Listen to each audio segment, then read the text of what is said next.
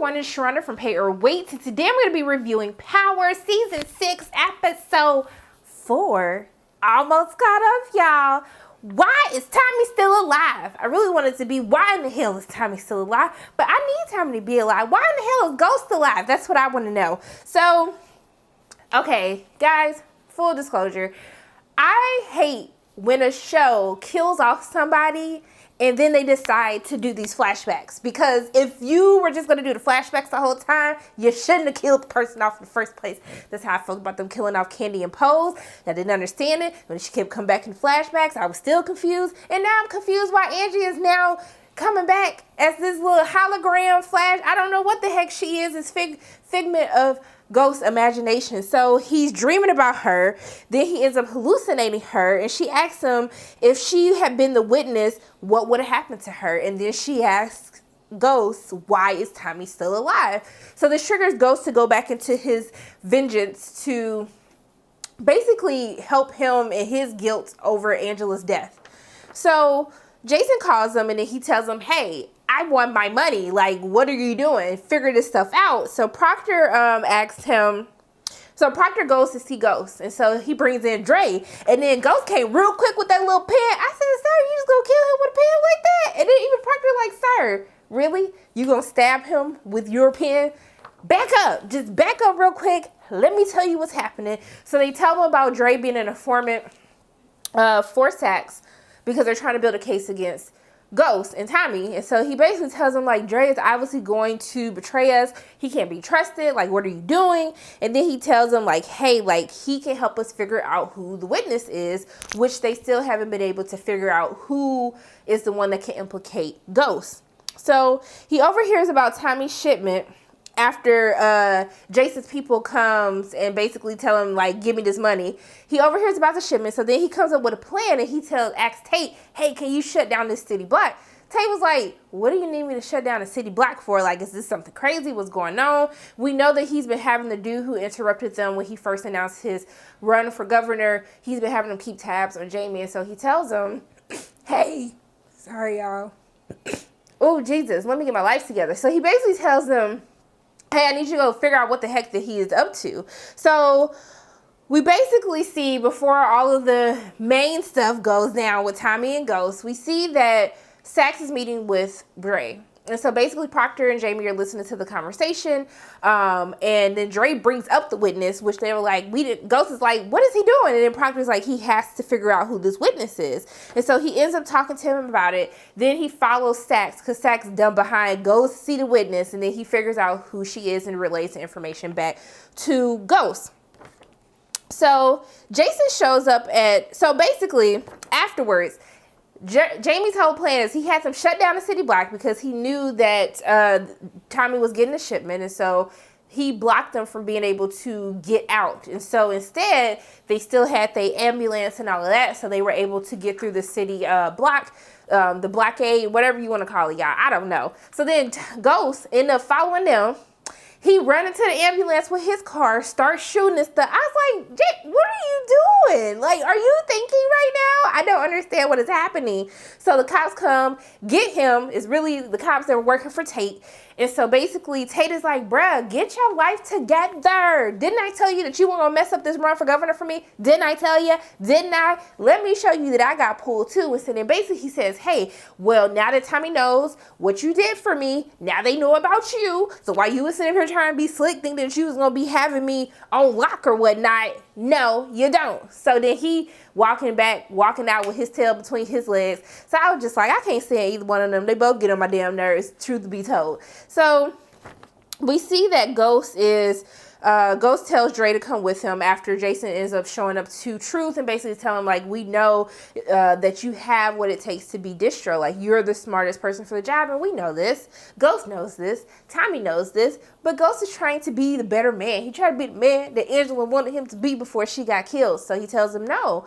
And so he has Dre come with him. He goes to see the girl. And so Dre thinks that he's about to kill her. So he alerts Saxe to send the FBI to basically come and get Jamie, implicate him so then he can get his daughter back and then he could be on about his day. But Ghost decides not to kill her. He was like, hey, like, revenge will get us nowhere. I don't want to kill you. Here's some money. Like, do what you need to do. So Saxe is upset because he's like, bruh, you had me send all these people, but did you see how, like, they left?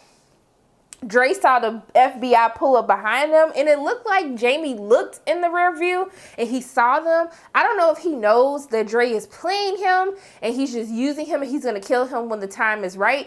I don't know. I can't see. I know Jamie is stupid in certain circumstances, but I know he had to have seen the FBI people. I know he couldn't have missed that. So I'm interested to see how all of that is going to play out with Dre because he's obviously playing both sides right now, as Ghost said he would do. But Proctor is right. They need him to try to figure out where they are in this case of implicating him. So in the meantime, we're going to skip him. Then we're going to go to Saxe. So Saxe meets with Proctor's ex. She doesn't have anything. And so she brings up Tommy's name because the daughter mentioned that Tommy had stopped by. She probably was like, that raggedy friend of daddy stopped by. She knows she don't like Tommy. So he goes to the, he basically meets with Proctor to discuss Tommy and then also to his ex-wife. Like, hey, you know, if you get implicated in all of this, like, you're going to lose custody because she has her life back on track. So it kind of gets Proctor to thinking, and that thinking gonna get him in trouble. So I didn't know what the hell Proctor was doing at the point in time, but we see that he goes to drop off his daughter. The girl was late, and so we see that she gets her mail, and then she gets this denial letter, and then he was like, hey, I don't want to fight with you. I just want us to be cool. Like, I found someone. It's my assistant. I said, sir, your assistant? Like, where does this bitch come from? I ain't seen nobody in all these episodes. Like, how you got a girl already? Did he show her a ring? Like, what do you think? Is it too much? I was like, sir, what are you doing right now? And I was like, yo, this fool is trying to trigger her into relapsing. And I was like, you are the epitome of F-boy, ain't-ish, ain't gonna never be-ish. I was like, Proctor, are you serious right now? So he leaves. The daughter ends up calling him to come back, and then she's like overdosed. She's telling him to call 911. And so he was like about to call 911. He was like, I'm not going to let you take my daughter from me. And then I was like, shit. I'm sorry, y'all. I was supposed to be cursed. I was like, darn, dab nabbit. I said, that dang on backpack. And what was it? That dang on backpack was right on their couch. And that's how I know it's going to be a short time coming. Or is it a long time coming?